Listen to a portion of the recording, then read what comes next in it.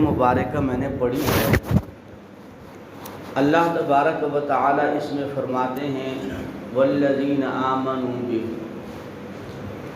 پھر فرمایا وعزروہ، پھر فرمایا ونصروہ، پھر فرمایا واتبعوا النور الذی انزل معہ۔ ربیع الاول کے مہینے کی ابتدا ہے اور یہ مہینہ احترام کے ساتھ منایا جاتا ہے۔ اس کی وجہ آپ صلی اللہ علیہ وسلم کے ساتھ اس مہینے کی نسبت ہے کہ اس مہینے میں نبی اکرم صلی اللہ علیہ وسلم کی پیدائش ہوئی اور پھر اسی مہینے میں آپ صلی اللہ علیہ وسلم دنیا سے بھی رخصت ہوئے۔ ویسے تو ہمیں ہر دن نبی صلی اللہ علیہ وسلم کی سنتوں کے مطابق گزارنا چاہیے، بحیثیت امتی ہونے کے اور بحیثیت مسلمان کے۔ یہ تقاضا ہے مسلمانیت کا اور امتی ہونے کا کہ ہمارا ہر لمحہ ہر دن نبی صلی اللہ علیہ وسلم کی اطاعت فرمانبرداری میں گزرا جائے۔ میرے خیال سے شاید میری بات رائے ناقص بھی ہو، ایک ہی مہینے کو صرف مختص کر دینا یہ وما ارسلناک الا رحمۃ للعالمین کی شان کے مطابق نہیں ہے کہ آپ صلی اللہ علیہ وسلم تو تمام عالم کے لیے رحمت للعالمین بنا کر بھیجے گئے۔ ہونا تو یہ چاہیے کہ ہمارے صبح و شام کے جو تذکرے ہیں وہ آپ صلی اللہ علیہ وسلم کے عنوان سے معنون ہوں۔ بہرحال اللہ ہمیں ان دنوں کی ہی نسبت سے پورا سال سنتوں کے مطابق گزارنے کی توفیق عطا فرمائے۔ ربیع الاول کا مہینہ ہے، اسی مناسبت سے چند گزارشات عرض کروں گا۔ جو آیت میں نے پڑھی اللہ فرماتے ہیں اس آیت میں والذین آمنوا بہ، کہ اے لوگوں محبت نبوی کا حق اور تقاضا یہ ہے کہ نبی صلی اللہ علیہ وسلم پر ایمان لایا جائے۔ سب سے پہلی بات کیا فرمائی؟ والذین آمنوا بہ، کہ حضور اکرم صلی اللہ علیہ وسلم پر ایمان لایا جائے۔ اگر حضور علیہ السلام پر ایمان نہیں ہے، دنیا کے تمام سارے اچھے کام بیکار ہیں، اس کا آخرت میں ہمیں کوئی فائدہ نہیں ملتا، نہ دنیا کے اندر اس کا کوئی فائدہ ہے۔ کیوں؟ اس لیے کہ ہمارا ایمان ہی نہیں ہے آپ صلی اللہ علیہ وسلم پر۔ جب حضور علیہ السلام پر ایمان ہوگا تو ہمارے سارے کام، جو چھوٹے نیکی ہو بڑی نیکی ہو جیسے بھی ہو، ٹوٹی پھوٹی نیکی ہو، وہ بھی اللہ کے ہاں قابل قبول ہوگی۔ تو اس لیے سب سے پہلی شرط یہ ہے نیک اعمال کی قبولیت کی کہ نبی اکرم صلی اللہ علیہ وسلم پر ایمان لایا جائے۔ اور پھر دوسرے نمبر کا تقاضا کیا ہے؟ اللہ فرماتے ہیں والذین آمنوا بہ ونصروہ وعزروہ، والذین آمنوا بہ وعزروہ۔ دوسرے نمبر پر حق یہ ہے نبی صلی اللہ علیہ وسلم کا کہ ہر مجلس میں، ہر لمحے، ہر موقع پر احترام کیا جائے، عزت اور احترام کیا جائے آپ صلی اللہ علیہ وسلم کا۔ اور علماء نے لکھا کہ جب حضور علیہ السلام کا نام آ جائے تو سب سے پہلے حق یہ ہے کہ ان پر درود پڑھا جائے، اور اس کا طریقہ یہ ہے کہ جب بھی کوئی کہہ دے محمد صلی اللہ علیہ وسلم یا رسول اللہ صلی اللہ علیہ وسلم یا نبی علیہ السلام، کوئی بھی نام لے لے تو سننے والوں کو یہ لازم ہے کہ وہ کہے صلی اللہ علیہ وسلم، صلی اللہ علیہ وسلم۔ یہ حق ہے آپ صلی اللہ علیہ وسلم کا۔ کیوں؟ اس لیے کہ جبریل امین تشریف لائے اور فرمایا حضور آپ کا نام لیا جائے اور کوئی آپ پہ درود نہ بھیجے تو اس کے لیے بھی ہلاکت ہے۔ تو اس لیے اس چیز کو ہلکا نہیں لینا۔ سب سے پہلے کیا ہے؟ ایمان ہے۔ ایمان کے بعد کیا ہے؟ احترام ہے۔ ہم مدرسے میں پڑھا کرتے تھے، استاد ہمیں اکثر کہا کرتے تھے، اور بعض جگہ پر لکھا بھی ہوا ہوتا تھا، الدین کلہ ادب، کہ دین جو ہے یہ سارے کا سارا احترام اور ادب ہے۔ اگر احترام نہیں ہے، ادب نہیں ہے، تو کچھ بھی حاصل وصول نہیں ہوگا۔ ادب ہوگا، احترام ہوگا تو اللہ سب کچھ عطا کر دیں گے۔ اس لیے ایمان ہو، میں کہوں کہ میرا ایمان ہے رسالت پر، ختم نبوت پر، اور میرے دل میں احترام نہیں ہے تو ہر چیز ختم ہو جائے گی، کچھ بھی باقی نہیں رہے گا۔ لیکن ایمان کے ساتھ دوسرا تقاضا سب سے پہلے کیا ہے کہ ماننے کے بعد، ایمان لانے کے بعد سب سے پہلے حق یہ ہے کہ احترام کیا جائے، عزت کی جائے۔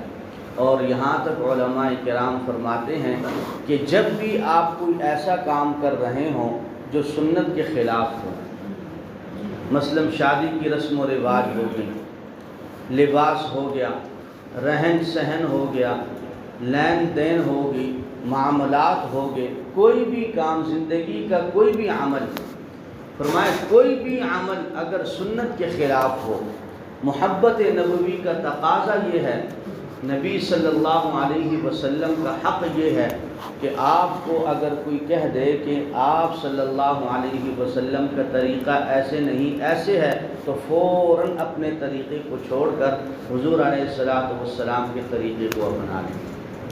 آج تو یہ ساری دنیا نے، جس کو ہم کہہ رہے یورپ کامیاب ہے، یورپ کامیاب کیوں ہے؟ کہ جو طریقہ حضور علیہ السلام کا ہے، جو اسلام کا ہے، وہ سارا انہوں نے اپنایا ہوا، اور جو ہمارے ذمے تھا ہم نے چھوڑ دیا ہے۔ ہم نے صرف کلمہ تو پڑھ لیا، لیکن جو کلمے کے تقاضے ہیں وہ سارے کے سارے چھوڑ دیے ہیں، وہ سب کے سب کفار کے حوالے کر دیے۔ سچ بولنا کس کا حکم ہے؟ اللہ اور اس کے رسول کا۔ ہم نے سچ بولنا چھوڑ دیا، دھوکہ سے منع کیا اللہ اور اس کے رسول نے۔ فرمایا وہ مومن نہیں جو کسی مسلمان بھائی کو دھوکہ دے، وہ ایمان والا نہیں ہے۔ لیکن ہم نے دیکھو دھوکے کو چھوڑ دیا ہے؟ نہیں، دھوکہ سب سے زیادہ کر رہے ہیں، فراڈ سب سے زیادہ ہے، جھوٹ سب سے زیادہ ہے، اور ان چیزوں سے آپ صلی اللہ علیہ وسلم نے منع کی۔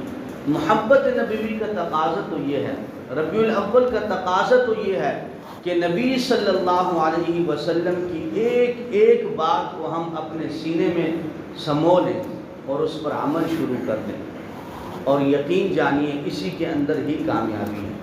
ورنہ کامیابی اللہ کے رسول کے طریقے سے ہٹ کر کوئی بھی عمل ہے اس میں ناکامی ہے، کامیابی نہیں ہے۔ تو اس لیے فرمایا کہ سب سے پہلے شرط حق یہ ہے کہ آپ صلی اللہ علیہ وسلم پر ایمان لایا جائے، اور صرف یہ نہیں بلکہ انبیاء علیہ السلام سے بھی اللہ نے یہ وعدہ لیا کہ اگر تم میں سے کسی نے نبی صلی اللہ علیہ وسلم کا زمانہ پایا تو کس کی اتباع کرنی ہے؟ آپ صلی اللہ علیہ وسلم کی۔ اور حضرت عیسیٰ علیہ السلام جب تشریف لائیں گے دنیا میں تو وہ بحیثیت نبی نہیں آئیں گے، وہ بحیثیت امتی آئیں گے، اور کس کے؟ آپ صلی اللہ علیہ وسلم۔ یعنی انبیاء کو بھی اللہ نے یہ حکم دیا ہے کہ فرض محل اگر آپ حضور کا زمانہ پائیں تو آپ نے ان کی تابعداری اور پیروی کرنی ہے۔ اور انبیاء علیہ السلام نے اس کی خواہش بھی ظاہر کی ہے، اور ہم عام آدمی ہونے کے ناطے، عام انسان ہونے کے ناطے ہم کتنے خوش قسمت ہیں کہ اللہ نے یہ امت ہمیں عطا کی، حضور صلی اللہ علیہ وسلم والی، اور پھر ہم پھر بھی نافرمانی کر رہے ہیں۔ حالانکہ اس امتی بننے کے لیے انبیاء نے بھی دعائیں کی ہیں۔ تو اس لیے فرمایا کہ سب سے پہلی بات کیا ہے؟ ایمان لے کے آنا ہے، کہ جو اللہ کے رسول نے کہہ دیا ہمارے اس پر ایمان ہے۔ اور پھر کیا فرمایا؟ وَعَزَّرُوهُ، پھر ان باتوں کا احترام بھی کرنا ہے، ان کو ماننا بھی ہے۔ اس کے لیے اگر تکلیف آئے تو سہ لینی ہے، تکلیف بھی آئے تو اس کے لیے اس کو سہ لینی ہے، اس کو چھوڑنا نہیں ہے۔ صحابہ کرام کی زندگیوں کو دیکھیں نا، جب وہ ایمان لے کے آئے تو کیسے کیسے تکالیف کا سامنا ہوا۔ حضرت سعد بن ابی وقاص رضی اللہ تعالی عنہ جب ایمان لائے تو ان کی والدہ نے کھانا پینا چھوڑ دیا۔ 3 دن کے بعد وہ بے ہوش ہوئی، 3 دن تک انہوں نے کچھ نہیں کھایا۔ لیکن حضرت سعد بن ابی وقاص رضی اللہ تعالی عنہ جن کو اپنی والدہ سے بہت محبت تھی، اپنی والدہ کو کہا اماں جان میں آپ کے تمام حقوق کو ادا کروں گا لیکن آقا علیہ السلام کا دامن نہیں چھوڑ سکتا۔ اگر ہمیں آج کوئی کہہ دے کہ پیسوں کو چھوڑ دو یا حضور کو چھوڑ دو، ہمارا ایمان تو اس وقت پتہ چلے گا۔ ہمیں کوئی کہہ دے کہ ماں کو چھوڑ دو، بیوی کو چھوڑ دو، اولاد کو چھوڑ دو یا پھر حضور کو چھوڑ دو، اس وقت پتہ چلے گا ہمارا ایمان کیا ہے۔ کہنے کے لیے تو یہ باتیں بہت ہی آسان ہوتی ہیں کہ ہم عاشق رسول ہیں، ہم حضور سے محبت کرنے والے ہیں، لیکن جب اس کے لیے مارے کھانا پڑ جائیں، بھوک برداشت کرنا پڑ جائے، گھر سے بے گھر ہو جائے، زمینیں چھوڑنی پڑ جائیں، دکانیں کاروبار چھوڑنی پڑ جائیں، تو پھر پتہ چلے گا کہ ایمان کتنا ہے ہمارا۔ صحابہ کرام نے تو مکہ چھوڑ دیا، آبا و اجداد کی زمینیں چھوڑ دی، کاروبار چھوڑ دیے، اولاد چھوڑ دی، حضور صلی اللہ علیہ وسلم کی محبت کے اندر۔ اس لیے تو اللہ نے ان کو ایسا مقام دے دیا کہ فرمایا فَإِنْ آمَنُوا بِمِثْلِ مَا آمَنْتُمْ بِهِ فَقَدِ اهْتَدَوْا، کہ اے لوگو ایمان لاؤ تو ایسے لاؤ جیسے صحابہ کرام لے کے آئے ہیں، تب تم کامل ایمان والے ہوگے، ورنہ نہیں ہوگے۔ ایک نمونہ بنا کر امت کے سامنے صحابہ کو رکھ دیا کہ اللہ کے رسول سے صرف محبت کا دعویٰ کافی نہیں، عمل کر کے بھی دکھاؤ جس طرح صحابہ نے دکھایا۔ اور پھر یہ فرمایا کہ والذین آمنوا بہ وعزروہ ونصروہ، تیسرا تقاضا فرمایا ونصروہ، کہ اللہ کے رسول کی مدد بھی کرنی ہے، اللہ کے رسول کی دین کی نصرت بھی کرنی ہے، اللہ کے رسول صلی اللہ علیہ وسلم کی دین کی نشر و اشاعت بھی کرنی ہے، ایمان بھی لے کے آنا ہے، وعزروہ احترام بھی کرنا ہے، ونصروہ اور مدد اور نصرت بھی کرنی ہے۔ پیسہ سب کو زیادہ عزیز ہوتا ہے، پیسوں کے لیے لوگ اپنی جان دے دیتے ہیں۔ بعض اوقات ڈاکو جب حملہ کرتے ہیں، کوئی چیز چھیننے کی کوشش کرتے ہیں یا گھروں میں داخل ہو جائیں تو مزاحمت کے اندر انسان اپنی جان بھی دے دیتا ہے، اور اگر ایسے ہو جائے تو آپ صلی اللہ علیہ وسلم نے اس کو شہید بھی کہا ہے اپنی مال کی حفاظت میں۔ لیکن عرض جو میں کر رہا ہوں وہ یہ ہے کہ مال کے لیے انسان جان دے دیتا ہے، لیکن سب سے قیمتی چیز کیا ہے؟ جان ہے۔ صحابہ نے جانوں کے ساتھ ساتھ اپنے مالوں کو بھی حضور علیہ السلام پر قربان کیا ہے۔ حضرت ابوبکر صدیق رضی اللہ تعالی عنہ کے بارے میں مشہور واقعہ ہے، فرمایا کیا چھوڑ کے آئے ہو؟ جی اللہ کے رسول صلی اللہ علیہ وسلم صرف اللہ اور اس کے رسول کا نام چھوڑ کے آیا ہوں، گھر کی دیواروں پہ بھی ہاتھ پھیر دیا ہے کہ کوئی سوئی باقی نہ رہ جائے، سب آپ کے قدموں میں لا کے رکھ دیا۔ مارے بھی کھائیں حضرت ابوبکر صدیق رضی اللہ عنہ نے، صرف وہ نہیں، 8 سال کی بیٹی ہے حضرت اسما، ابو جہل سے تھپڑ کھائے حضور صلی اللہ علیہ وسلم کی محبت میں۔ ابو جہل نے کہا بتاؤ کدھر ہے ابا جان تمہارے، اور آقا علیہ السلام کدھر ہے؟ نہیں بتایا، اور اس نے مارا۔ 8 سال کی بچی، یہ تربیت کی حضرت ابوبکر صدیق رضی اللہ عنہ نے اپنی اولاد کہ حضور کے لیے مار بھی کھاؤ، جان بھی دے دو، مال بھی قربان کر دو، گھر بھی قربان کر دو، سب کچھ قربان کر دو، لیکن حضور کی محبت میں ذرا بھی کمی نہ ہو۔ حضرت عمر رضی اللہ تعالی عنہ کو دیکھ لیں، حجر اسود کے سامنے کھڑے ہیں، فرمایا اے پتھر واللہ میں تجھے کبھی بوسہ نہ دیتا۔ کیوں؟ تم ایک پتھر ہو، تمہیں بوسہ دینے کا کوئی فائدہ نہیں، لیکن میں نے اپنے محبوب صلی اللہ علیہ وسلم کو دیکھا ہے کہ اس نے تجھے بوسہ دیا ہے، میں اس لیے تجھے بھی بوسہ دیتا ہوں۔ صحابہ کرام رضوان اللہ علیہم اجمعین نے حضور کی ایک ایک ادا کے لیے اپنی جانوں کو ہتھیلیوں پہ رکھ کر قربان کرنے کی کوشش کی، ایک سنت کے لیے، اس ایک سنت کو زندہ کرنے کے لیے۔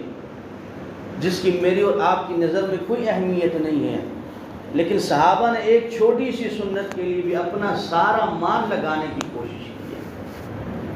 حضرت عثمان رضی اللہ تعالی عنہ کو دیکھ لیں، یا رسول اللہ 100 اونٹ بمہ ساز و سامان، پھر کھڑے ہوئے، پھر حضور نے آخر میں فرمایا ما غر عثمان ما عمل بعد اليوم۔ اتنے خوش ہوئے حضور، اگر ہمیں کوئی کہہ دے، آج مجھے کہہ دے تو میں کتنا ایک دے دوں گا، جیب میں اگر 10,000 ہے اس میں سے 1000 دے دوں گا، لیکن صحابہ نے کیا کیا، 10 ہیں تو 10 کے 10 دے دی، دیواروں پہ ہاتھ پھیرا کہ کوئی سوئی باقی نہ رہ جائے۔ تو میرے محترم بزرگوں اور میرے دوستوں، یہ ہے محبت نبوی کا تقاضا کہ اللہ کے رسول کا نام جدھر آ جائے سر نیچے پھینک دیں، بس جان جاتی ہے جان چلی جائے، مال جاتا ہے مال چلا جائے، اولاد قربان ہوتی ہے، اس سے بڑھ کر اور کیا ہے۔ لیکن اس کے لیے کیا کرنا پڑے گا؟ حضور سے محبت کا دعویٰ یہ ہے اور اس کی دلیل یہ ہے کہ ہماری زندگی کے طور طریقے آقا علیہ السلام کے طریقے کے مطابق ہو، ہمارا لباس سنت کے مطابق ہو، ہمارا چہرہ سنت کے مطابق۔ میں کہتا ہوں میں ایسے کروں گا تو خوبصورت لگوں گا، اللہ اور اس کے محبوب کہتے ہیں نہیں، لباس ایسے ہوگا تو مجھے پسند ہے، میرے اللہ کو پسند ہے۔ اب آپ مجھے بتائیں نا کہ اللہ کے رسول صلی اللہ علیہ وسلم فرماتے ہیں کہ مجھے ایسا لباس پسند ہے اور میرے اللہ کو بھی ایسا پسند ہے، اور میں کہوں کہ نہیں مجھے تو ایسا پسند ہے، تو پسند تو وہ ہے جو اللہ اور اس کے رسول کی ہوگی، جو اللہ اور اس کے رسول کی پسند نہیں ہے تو وہ تو پسند کسی کام کی نہیں ہے۔ تو اس لیے میرے محترم دوستو، اپنے گھروں میں ایک وقت متعین کر لیں، 20 منٹ کا، 25 منٹ کا، 15 منٹ ہی صحیح، زیادہ نہ صحیح، روزانہ 10 منٹ نکال لیں۔ ایک بچے ہیں، 2 ہیں، 3 ہیں، ان کو بٹھائیں، بٹھا کر نبی صلی اللہ علیہ وسلم کی کوئی سنت سکھا دیں گے، آپ صلی اللہ علیہ وسلم کے بارے میں 1-2 باتیں بتا دیں کہ بیٹا آپ صلی اللہ علیہ وسلم کھانا کیسے کھاتے تھے،